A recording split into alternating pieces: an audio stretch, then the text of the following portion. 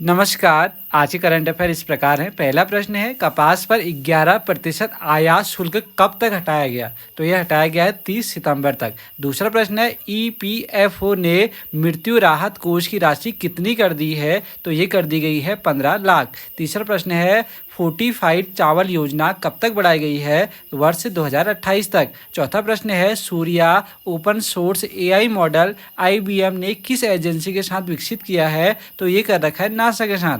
पांचवा प्रश्न है, किस राज्य ने 18 वर्ष से अधिक वालों को नया आधार कार्ड जारी न करने की घोषणा की है? तो ये है असम।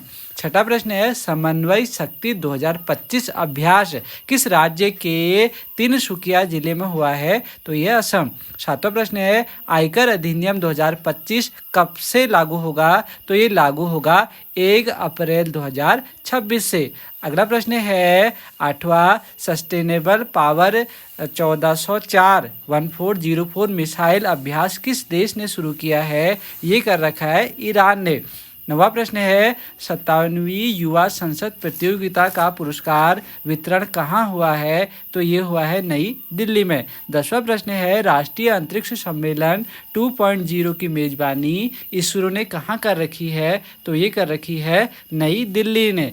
अगला है 11वां प्रश्न है, सेमिकॉन इंडिया 2025 का कौन सा संस्करण 2 सितंबर को होगा? तो ये होगा तीसरा संस्करण। 12वां प्रश्न है, भारत किस संगठन का अध्यक्ष चुना गया है? तो ये चुना गया है एशिया प्रशांत प्रसारण विकास संस्थान का। 13वां प्रश्न है, पीएम मोदी ने 22 अगस्त 2025 को कहाँ 5200 करोड़ की परियोजनाएं लॉन्च कर रखी है? तो ये करी गई है कोलकाता में। 14वां प्रश्न है, 2024-25 में भारत की सोलर मॉड्यूल क्षमता कितनी हो रखी है? तो ये हो रखी है 74 गीगावाट। 15वां प्रश्न है, किस राज्य के लिए केंद्र की वित्तीय सहायता 2.8 लाख करोड़ से बढ़कर 9.23 लाख करोड़ की गई है? तो यह है बिहार।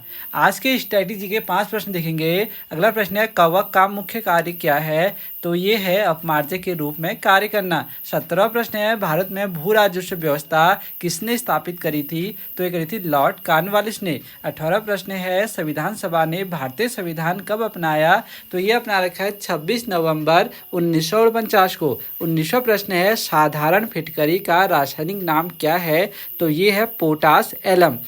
20वां प्रश्न है, पक्के टाइगर रिजर्व किस राज्य में है? तो ये है अरुणाचल